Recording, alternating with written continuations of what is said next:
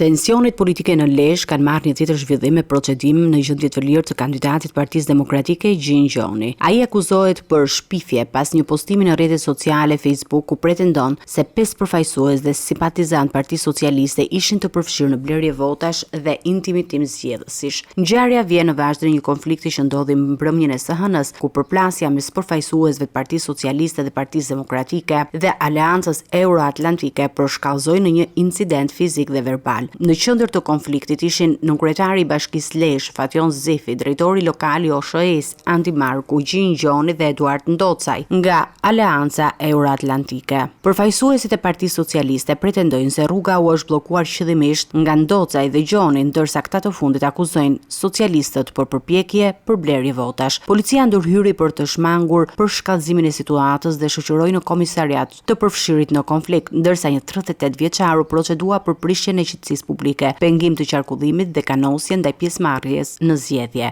Ngjarja vjen një ditë pas një denoncimi të bërë publik nga familjarët e Klotilda Ndrecës, kandidate e Partisë Socialiste në këtë qark, të cilët pretendojnë se janë kërcënuar me armë nga persona të lidhur me Gjonin. Situata në Lezhë mbetet e tensionuar, ndërsa vendi është në prag të zgjedhjeve parlamentare të 11 majit.